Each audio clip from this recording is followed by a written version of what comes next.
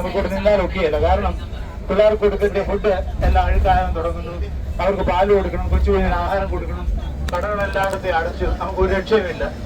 രാവിലെ എഴുന്നേറ്റപ്പോൾ ഞാൻ പറഞ്ഞു നമുക്ക് തീർച്ചയായിട്ടും ഇവിടുന്ന് യാത്ര ചെയ്യണം. ചെറുപ്പാന എനിക്ക് വിശക്കുന്ന ഞാൻ ബ്രേക്ക്ഫാസ്റ്റ് വെച്ച് നോക്കുന്നത്. ഞാൻ പറഞ്ഞു ബ്രേക്ക്ഫാസ്റ്റുമായിട്ട് ഒന്നും പണ്ട് ഇവിടെ സ്ഥലം കൊടുക്കണം. വളരെ സീരിയസ് ആയിട്ട് ഞാൻ പറഞ്ഞു, വളരെ നിർബന്ധമായിട്ട് പറഞ്ഞു.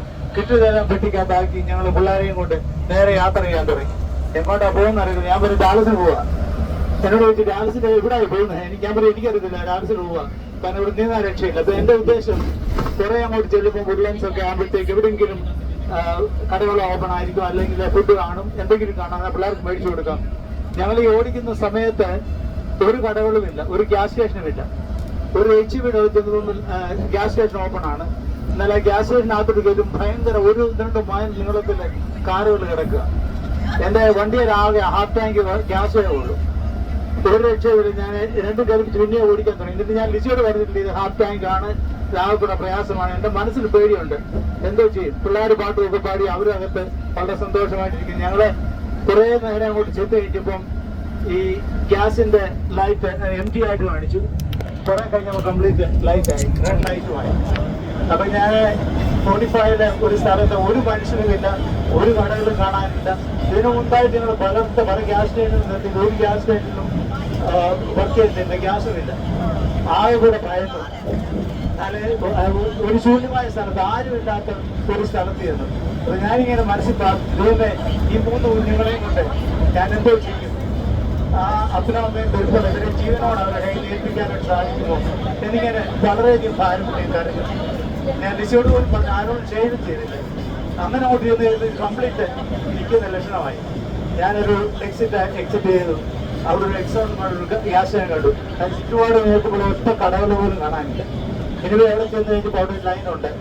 ഈ ഗ്യാസ് സ്റ്റേഷനിലെ അകത്തോട്ട് കയറ്റാനുള്ള ഗ്യാസ് പോലും അതിൻ്റെ അകത്തില്ല. എനിവേ അങ്ങോട്ട് ഇറങ്ങാൻ തന്നെ ഞാൻ ഒരു കാര്യം പ്രാർത്ഥിച്ചേ, എന്നോട് കരുണ തോന്നണമേ. ഈ കുഞ്ഞുങ്ങളെ ജീവനോട് എനിക്ക് ഡാലസിസ് പറ്റാനൊരു അവസരം ഉണ്ടാക്കണം. ആ പ്രാർത്ഥന ദൈവം കേട്ടു. ആ ഗ്യാസ് സ്റ്റേഷൻ ഞങ്ങൾക്ക് കയറാനും ഏകദേശം 45 മിനിറ്റ്സ് എടുത്ത് ഗ്യാസ് ഹാഫ് ടാങ്ക് നിറയ്ക്കാൻ. കാരണം അവരുടെ ഗ്യാസ് ടാങ്ക് വളരെ സ്ലോ ആയിട്ടാണ് വർക്ക് ചെയ്തുകൊണ്ട്. എനിവേ ആ ഗ്യാസ് നിറച്ച് ഞങ്ങൾ ഡാലസിൽ പോയി. കുഞ്ഞുങ്ങളുമായിട്ട് അവിടെ 2 ദിവസം താമസിച്ചു. തിരിച്ചു വന്ന് വീട്ടിൽ താമസിച്ചു. അവരെ ബാർസലോണയിൽ ഡാലസിൽ ഫ്ലൈ ചെയ്ത് വന്ന് ഞങ്ങളെല്ലാം കൂടെ അവിടെ എൻജോയ് തിരിച്ചു വന്നു. ദൈവം പലപ്പോഴും നമ്മുടെ കണ്ണീരുകൾ, നമ്മുടെ വേദനകൾ അറിയുന്ന ദൈവമാണ്. നമ്മളെ ദൈവമേ എന്ന് വിളിക്കുമ്പോൾ ഹൃദയത്തിന്റെ അന്തർഭാഗത്തും നമ്മൾ ദൈവത്തെ വിളിക്കുമ്പോൾ ദൈവം തീർച്ചയായിട്ടും നമ്മുടെ കരച്ചിലിനെ കാണുന്ന ദൈവം. അന്ന് എൻ്റെ ഹൃദയത്തിൽ തോന്നിയ ചിന്ത ആഹാരനെ പോലെ കരഞ്ഞു വരേണ്ട വരുന്നു. ദൈവം അത്ഭുതമായിട്ട് വിടുവിച്ചു, സഹായിച്ചു. ഞാൻ കുഞ്ഞുങ്ങളെ കൊണ്ട് സ്കൂളിലൊക്കെ വിടുകയും തിരിച്ചു വരികയൊക്കെ ചെയ്യണം. അപ്പൊ ഞാൻ അങ്ങോട്ട് വരുമ്പോൾ മനസ്സിൽ പാട്ട് പാടും.